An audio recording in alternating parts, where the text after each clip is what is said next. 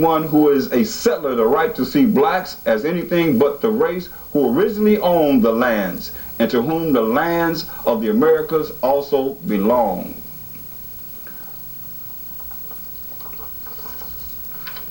Continuing. I want to go into the Bible. I want to show you that how the mound builders here in America, they were following the tradition of the Israelites. I'm going to look at Exodus, the 20th chapter, and we're going to read, start at the 22nd verse. That's Exodus 20 and the 22nd verse. It says, And Thaahwam, or Elohim, said unto Moses, Thus thou shalt say unto the children of Israel. So these are words that were spoken to the children of Israel by Moses. That the Heavenly Father had Moses to tell to the children of Israel. Someone is speaking who is Moses to who? The children of Israel. Ye have seen that I have talked with you from heaven. You shall not make with me gods of silver or powers of silver, neither shall ye make unto ye powers of gold. An altar, verse 24 is very key here. An altar of earth an altar of earth thou shalt make unto me, and shalt sacrifice thereon thy burnt offerings, and thy peace offerings, thy sheep and thy oxen. In all places where I record my name, I will come unto thee, and I will bless thee. And if thou wilt make me an altar of stone, thou shalt not build it of hewed stone. For if thou lift up thy tool upon it, thou hast polluted it. Neither shalt thou go up by steps unto mine altar, that thy nakedness be not discovered thereon. So we're not supposed to build the steps up to this altar, because he didn't want to see the man's private part as we went up to the steps of this altar. But he gave us a clear understanding of how we were supposed to build, as it says in 24, an altar of earth. That's why we are the mound builders. In that particular instruction or direction or law was given to the children of Israel, as we can see in verse 22 once again, just in case you missed it. And Elohim said unto Moses, Thus thou shalt say unto the children of Israel, Ye have seen that I have talked with you from heaven. Ye shall not make with me gods of silver or powers of silver, neither shall ye make unto you powers of gold. An altar of earth thou shalt make unto me. And these are these mounds that we find, 250,000 right here in the Americas. You might think they're mountains, but they are actually mounds that we, the children of Israel, built thousands of years ago. Because it is direct directions from the Heavenly Father telling Moses to tell who? The children of Israel. These are all signs to identify who we really are. An altar of earth, verse 24 of Exodus 20th chapter. An altar of earth thou shalt make unto me, and shalt sacrifice thereon thy burnt offerings, and thy peace offerings, thy sheep and thy oxen. In all places where I record my name, I will come unto thee, and I will bless thee.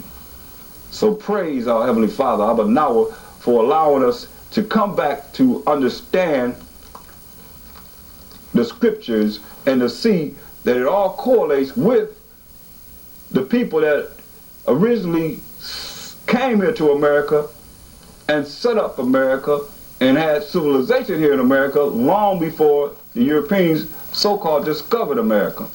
So let's look at this. And I want to announce that if you'll tune in next month, I'll have a lot of brothers of Indian descent and Negro descent here to prove what it is that they know from what their ancestors have taught them. Remember that. So I'm going to look at this mound builders. It says, the The name of the empire is, by Spanish translation, Cahoches, Cahochez. English translation, Cherokee or Choctaw. What kind of government did we have? We lived by a democracy.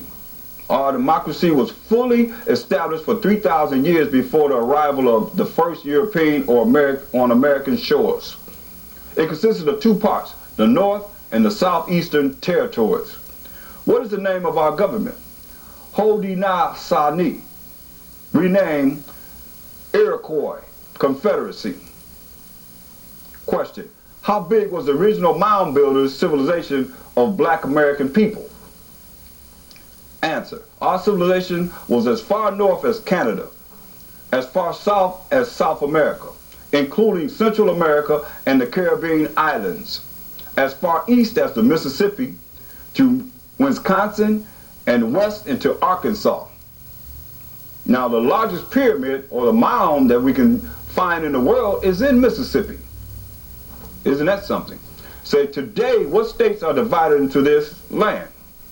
Alabama, Arkansas, Colorado, Connecticut, Delaware, Florida, Georgia, Idaho, Illinois, Indiana, Iowa, Kansas, Kentucky, Louisiana, Maine, Maryland, Massachusetts, Michigan, Mississippi, New Hampshire, New Jersey, New York, North and South Carolina, Ohio, Oklahoma, Pennsylvania, Rhode Island, Tennessee, Texas, Vermont, Virginia, West Virginia, Wisconsin.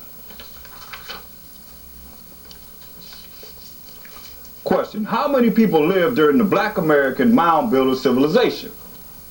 I estimate from my research calculations 700 million, or at least as many people who currently occupy this land today. Isn't that something? The only difference is 95% of the population was black American, or who they call Indian. Today we are reduced to 23% and shrinking. At the State of the Union address for the year 2000, President Clinton stated, it is estimated that there will be no more color in America in 50 years. Once again, at the State of the Union address for the year 2000, President Clinton stated, it is estimated that there will be no more color in America in 50 years. Thanks to genetic research, he received a standing ovation. What exactly is he saying? How many communities or tribes were here at the time of discovery? Answer: thousands, or just as many as we have in the United States today.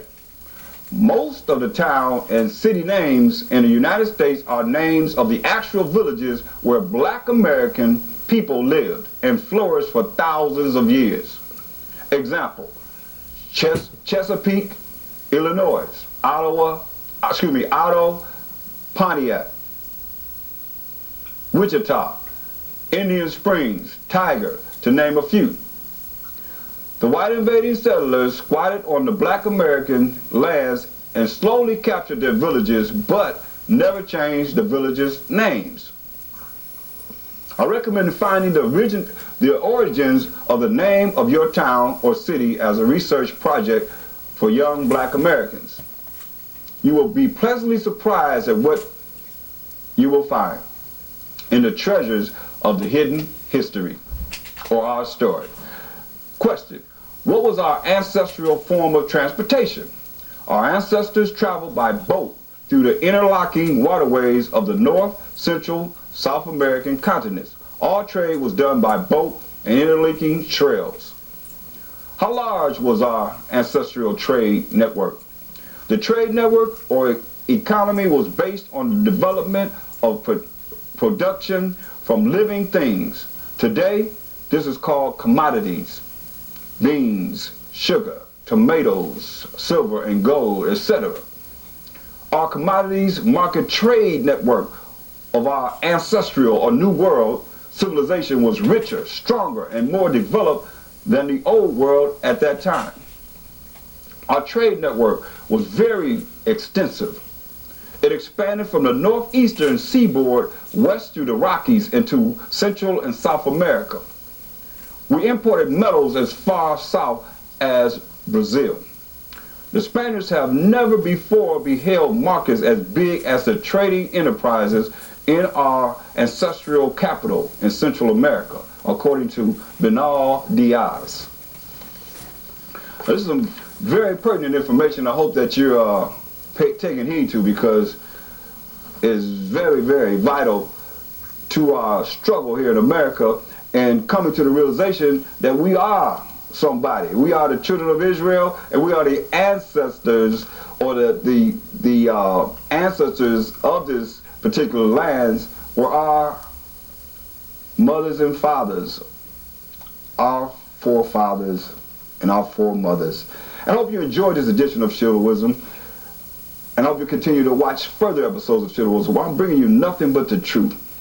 And I challenge you to open up your minds, all of you out there, because everybody's been fooled and been ran amok, or however you want to look at it, running in this world of ignorance today, in gross darkness. So we're bringing forth the light, and I hope you'll be able to receive what it is that you have heard, and continue to watch further episodes of Shield of Wisdom. If you'd like to reach me, I'm Priest Thaahwam. You can reach me at P.O. Box 20012, Long Beach, California, 90801-3012, or call me at 562-425.